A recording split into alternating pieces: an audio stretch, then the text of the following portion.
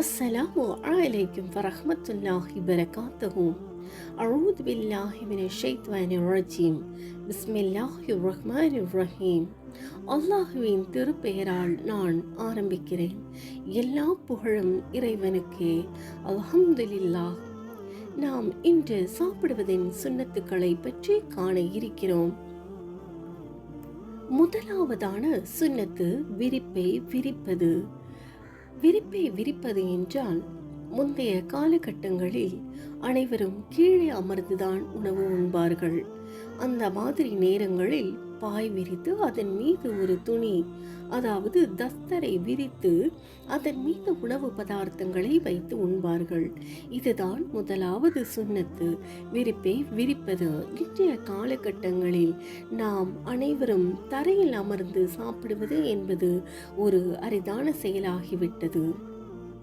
இரண்டாவது, 2 கைகளையும் மணிக்கட்டு வரை கழுகுவது. 2 கைகளையும் நன்றாக கிருமிகள் செல்லும் அளவுக்கு மணிக்கட்டு வரை நன்றாக தேய்த்து கழுக வேண்டும். கோவிடின் காலங்களில் நமக்கு இவ்வாறு கைகளை மணிக்கட்டு வரை கழுவ வேண்டும் என்று வலியுறுத்தப்பட்டது.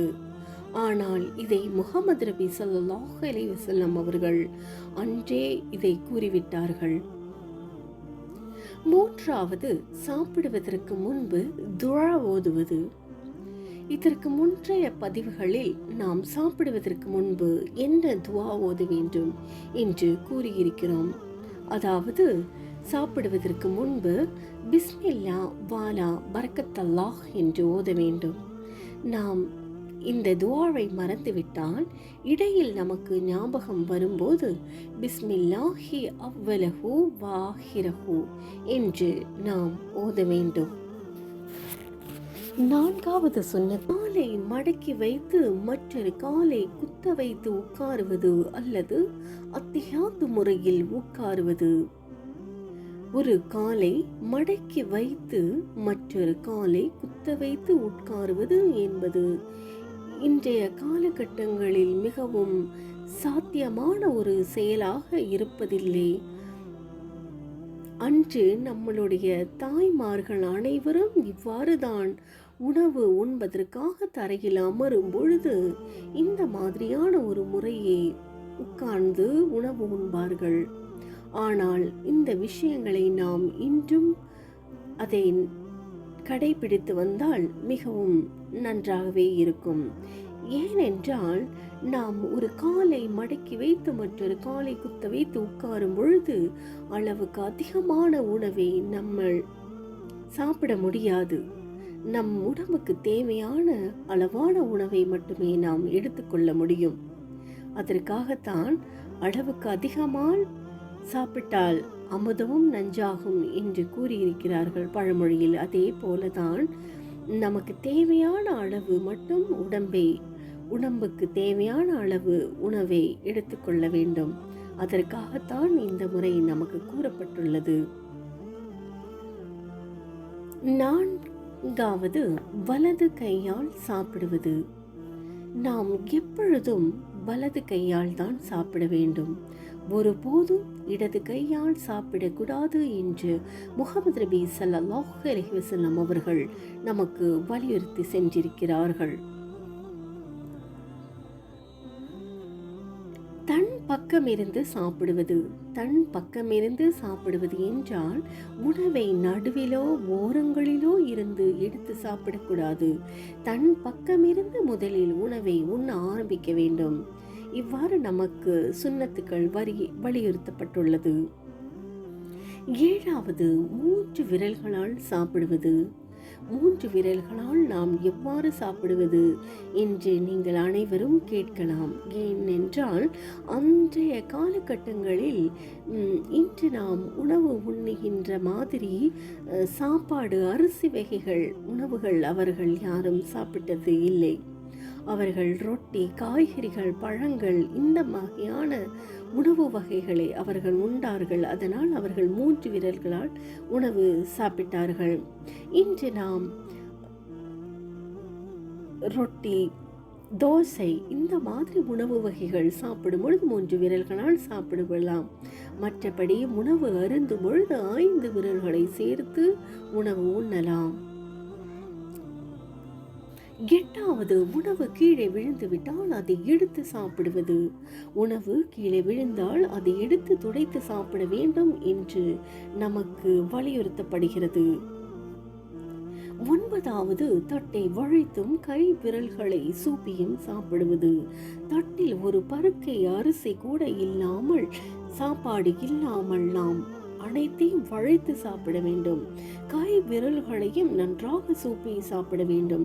அவ்வாறு சூப்பி சாப்பிடும் பொழுது நமது ஜீரண உறுப்பு மண்டலங்கள் நன்றாக வேலை செய்கின்றது என்று அறிவியல் அறிஞர்கள் நமக்கு வலியுறுத்தி இருக்கிறார்கள். இதை நாம் அன்றே முகமது நபி ஸல்லல்லாஹு அலைஹி வஸல்லம் அவர்கள் இந்த சுன்னத்துக்களை நடைமுறையில் கொண்டு வந்திருக்கிறார்கள். 10, சாய்ந்து கொண்டு சாப்பிடக்கூடாது.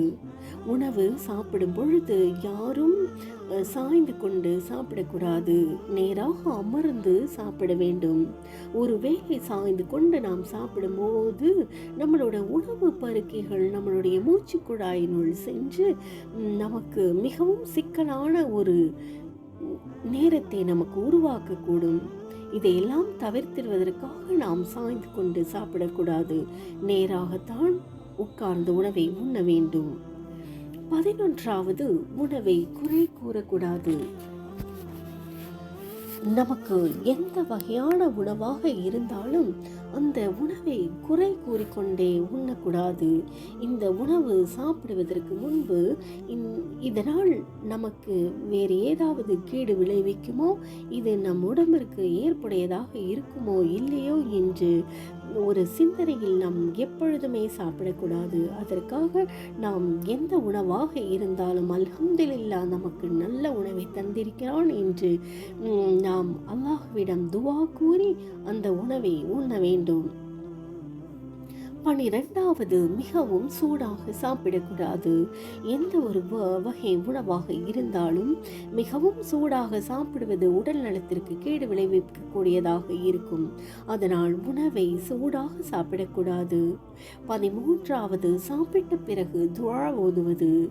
இதையும் நாம் முந்தைய பதிவுகளில் கூறியிருக்கிறோம்.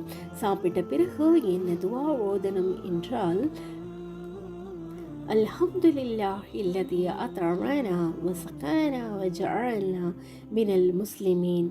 எங்களுக்கு உணவு அளித்து நீர் பருக செய்து எங்களை முஸ்லிம்களாக்கிய அல்லாஹ்வுக்கே எல்லா புகழும் என்று கூறி நாம் இந்த துஆவை ஓதி உணவை முடிக்க வேண்டும். 14வது, சாப்பிட்ட பிறகு கை கழுவி வாய் கொப்பளித்துக் கொள்வது. நாம் உணவுகளை நன்றாக வாய் கழுவி கொப்பளித்துக் கொள்ள வேண்டும்.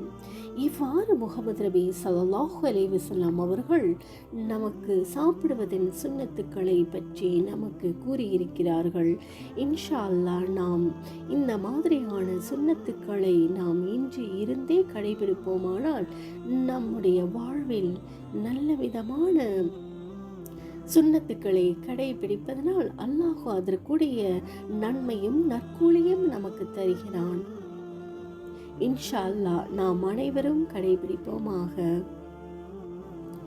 நான் கூறிய இந்த பதிவில் உள்ள கருத்துக்கள் உங்களுக்கு உங்களுடைய வாழ்க்கையில் ஏதேனும் ஒரு விதத்தில் நன்மை தரக்கூடியதாக இருந்தால் நீங்கள் இந்த சேனலை சப்ஸ்கிரைப் பண்ணுங்கள். மீண்டும் ஒரு இறை செய்தியுடன் மீண்டும் நாம் இணையலாம். அஸ்ஸலாமு அலைக்கும் வரஹ்மத்துல்லாஹி வபரகாத்துஹு.